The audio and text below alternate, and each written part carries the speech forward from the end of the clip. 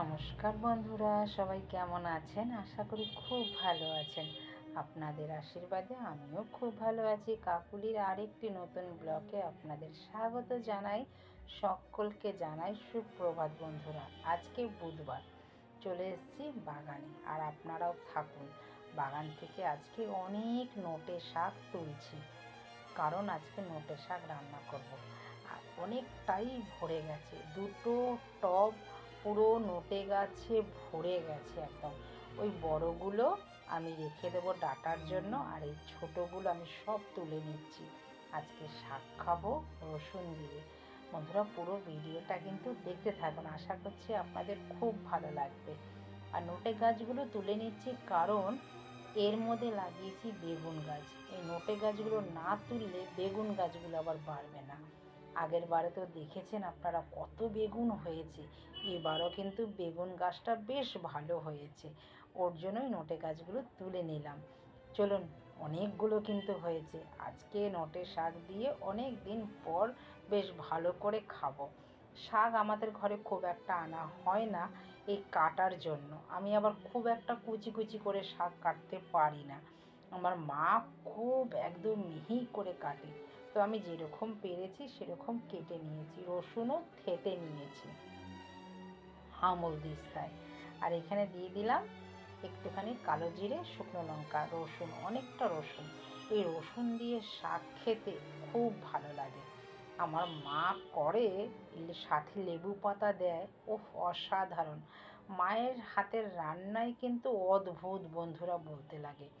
যতই আমরা মায়ের মতন চেষ্টা করি রান্না করতে, কিন্তু মায়ের ছোঁয়া আলাদা। মায়ের মতন কিন্তু হয় না। আমিও চেষ্টা করি মায়ের মতন, মা যা মানে সোমবারে দেয় আমিও সেটাই দিই, কিন্তু মায়েরটা যেন অন্যরকম, আমারটা জানি অন্যরকম। জানি না। দিয়ে দিলাম একটু নুন হলুদ দিয়ে, এবার যতক্ষণ ভাজা না হয় ততক্ষণ এটাকে নাড়তে থাকবো।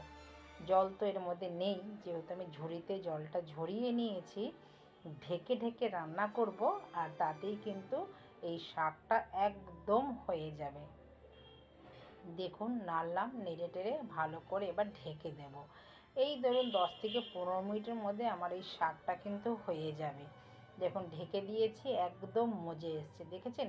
একদম অল্প হয়ে গেছে। আবারও ভালো করে বেশ নেড়ে চেড়ে এবার নামানোর আগে দেব একটুখানি পোস্ত।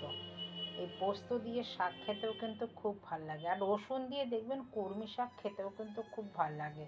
কলমি শাক, ডাঁটা শাক, এগুলো খেতে কিন্তু খুবই ভালো লাগে। আমার তো খুব ভালো লাগে, কিন্তু ওই কাটার জন্য জানেন, এই বাছার জন্য খাওয়া হয় না খুব একটা। শাক আমি খেতে খুব ভালোবাসি, বলছি না আমি সব কিছু খেতে ভালোবাসি। মানে কোনো জিনিস, এমন কোনো জিনিস নেই যে আমি খাই না। আমার মা আমাদের সব কিছু খাইয়েছে, তার জন্য কিন্তু আমরা সব কিছু খাই। আমার মেয়েটাকে কত চেষ্টা করি, এখন তার বাচ্চা কাচ্চা খেতে চায় না, আর মায়ের কথাও খুব একটা শোনে না। আগেকার দিনের মায়ের কথা সবাই শুনে চলতো। এখনকার বাচ্চারা নিজেরা নিজেদের মতনই চলে, শুধু খাবে চিকেন আর ভাত, তাও আবার লিমিটেড। চলুন, শাক তো আমার হয়ে গেল। এবার ডালও, পেঁয়াজের ডাল সম্বার দিয়ে নিচ্ছি। ওটা প্রতিদিন যেরকম করি সেই রকমই রান্না করলাম। আপনারা তো জানেন পেঁয়াজের ডালে কী সম্বার দিই। আর এখন ভেজে নিচ্ছি মাছ, নুন হলুদ মেখে রেখে দিয়েছি। এখন রান্না করব রুই মাছ। আর সবজিও কিন্তু আজকে বানাবো, চিংড়ি মাছ দিয়ে বানাবো। আজকে সবজিও যে বানাবো বন্ধুরা, একদম ভিন্ন স্বাদের সবজি বানাবো। এই সবজিটাও খেতে খুব ভালো লাগে। মাছগুলো কিন্তু আমি আগে প্রথমে দিয়ে দিলাম অল্প তেলেই, নাহলে খুব ফাটবে। সেদিনকে আমার মাছ ফেটে পুরো গালের মধ্যে চলে এসেছে, 2-3টে গালের মধ্যে কালো কালো স্পট হয়ে গেছে।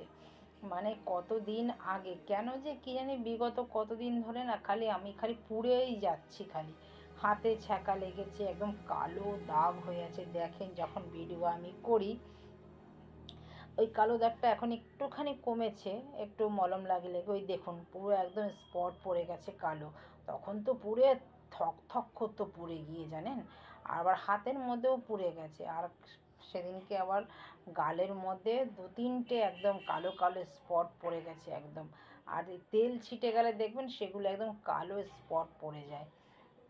চলো, এবার কিন্তু আমার মাছও ভাজা হয়ে গেছে, এবার আলুও দিয়ে দিলাম।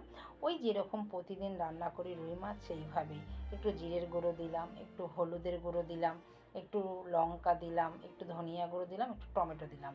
টমেটো দিলে মাছের মধ্যে খেতে খুব ভালো লাগে। আমরা এইভাবেও খাই, অন্যভাবেও খাই, আবার গন্ধরাজ পাতা দিয়ে খাই, আবার অন্য সময় রুই মাছ যদি রান্না করি ধনেপাতা বড়ি দিয়ে খাই।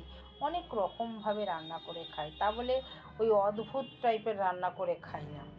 যেরকম মার কাছে দেখে এসেছি সেরকমভাবেই রান্না করে খাই, ওইভাবে রান্না করার চেষ্টা করি। আর আপনাদের দাদাও আবার বেশি ওই এক্সপেরিমেন্ট করে রান্নার মধ্যে, সেই রান্না আপনার দাদাও আবার খেতে চায় না। আপনাদের দাদা দাদা আবার বলে যেরকম আমরা বাঙাল সেরকম বাঙাল যেমনি রান্না করে সেই রান্নাই তুমি করবে, সেই রান্নাই খাবো। তো সেই রান্নাই আমি করি, সেই রান্নাই আপনাদের কাছে শেয়ার করি। ওই এক্সপেরিমেন্ট করা রান্না কিন্তু আমি করি না।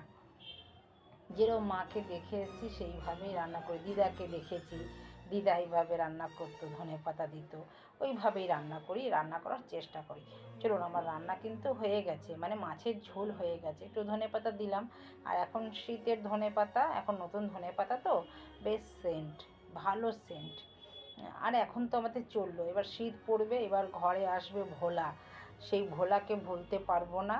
এই ভোলা কিন্তু এখন ঢুকবে শীতের মধ্যেই, শীতটা পড়লেই। চলুন এবার পাঁচ তরকারি রান্না করে দিই। পাঁচ তরকারি রান্না করব কী দিয়ে দেখুন। দিলাম কালো জিরে ফোড়ন, দিলাম একটা পেঁয়াজ কেটে, আর কটা কাঁচা লঙ্কা দিয়ে একটু ভাজা ভাজা করব। আর সবজির মধ্যে নিয়েছি যে নোটে শাকের ডাঁটাগুলো যে ছিল সেই ডাঁটাগুলো নিয়েছি, আর সব রকমের সবজি, ওই আলু, বেগুন, ঝিঙে, পটল, এইসব, তারপরে বরবটি, এগুলো। এবার দিয়ে দিলাম চিংড়ি মাছটা। চিংড়ি মাছটা দিয়ে এবার পেঁয়াজ, চিংড়ি মাছ আর লঙ্কা সব ভাজা ভাজা হবে।